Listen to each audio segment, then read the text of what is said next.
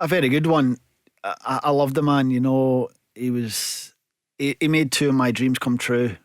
So I'll be forever indebted to him. Obviously, he gave me my Scotland three caps, which was a dream of mine when I was young. All I wanted to do was play for Scotland, and he managed to do that. And then obviously to sign me for Glasgow Rangers, which again is a dream come true. And I had 6 fantastic years there, although he was only there for the 5. But what a man! I can't say enough about him. I was absolutely devastated when I heard the news. On Tuesday. Obviously, I knew his health hadn't been too great over the past sort of year and a half, but saw a picture of him at Loch Lomond at the golf, and okay, he looked a little bit frail, but things were getting said that he was getting better. He was at a better bill of health, and I thought he'd turned the corner. So it did come as a bit of a shock when I got the news through, and yeah, it was a very emotional day. I was just sitting watching the tributes on the telly all day and finding it hard to fight the tears back. To be honest, it was really difficult because he was such an influence in my career. He'd done so much for me. As I said, he made two of my dreams come true, and it, it's difficult. I even lost for words. He was such a man. He was the type of man that he would care more about you and your family than he did himself. He would always ask he would always know my wife's name, my kids' name. I was asking how are they. I bumped into him not that long ago in Bearsden. He was doing a bit of Christmas shopping, and my wife and I bumped into him, and he's sitting talking for 5-10 minutes. Just lovely, lovely man. One of the nicest men ever. And as I say, I can't speak highly enough of him. What a man, what a gentleman. People maybe don't see that. They see the football side of him, but off the field, he was such a nice man. It's a rare combination, isn't it, Leanne? That scale of achievement that he had, 21 trophies and all the rest, but great humility as well. Yeah, everything about Walter Smith. I think that's the way he carried himself.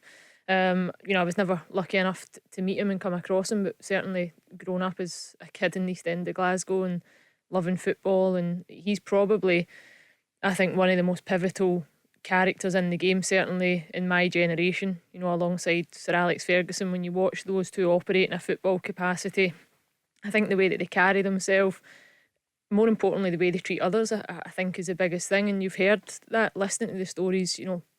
I listened to the show last night, Davy Provan speaking about him, the guys that have come on, listening to Ali McCoist and his tribute of him the other day, and the stories that we'll continue to hear, I think, in stories that people will never have heard before. But there's a common theme develops, and that was that he was just a really good guy, and a real massive loss he'll be. I don't think you can never replace somebody like that in the game, but certainly his legacy will live on. And certainly I think it's, Neil would have experienced it at Rangers. His identity is all over that club, and that continues to this day in the way that the club carry themselves and the standards and the expectations. That goes back to guys like Walter Smith. A master of man management, wasn't he, Neil? He was. His knowledge in football was second to none. He knew what the game needed at the right times. He knew when you needed a kick at the backside. He knew when he needed a wee pat in the back or a cuddle. He just knew everything about football, knew the right things to say at the right times. But it's just a mark of the man when there's not one person that will have a bad word to say about Walter. And that sums everything up. He was such a lovely man. He knew how to win, and more. He knew when he got beat how to act. He was pure class. He summed up everything that you'd want from a Rangers manager.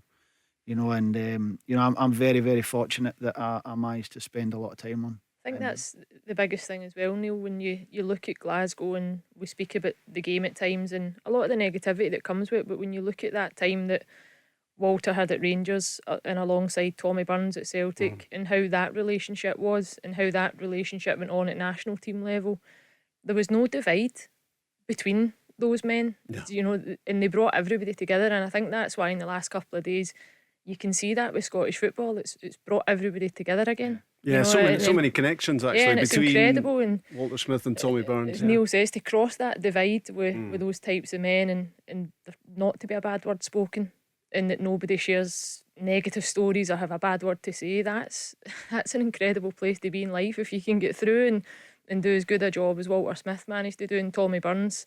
Unbelievable. Yeah, and we lost Billy McNeil, and I guess Walter Smith is up there, isn't he? And just as Billy McNeil was as well, and one of the great statesmen of Scottish football. Both top achievers in football, Neil, both lovely people. Yeah, as I say, Walter was so successful throughout his career, won a lot of trophies. But you wouldn't know it if you spoke to him. You know, he was so humble. You know, he loved Rangers. He wanted to do the best by Rangers. He loved his family. You know, and that was the two things that he was just so content in his life. That's all he wanted out of life. And you know, we were all devastated when Walter left.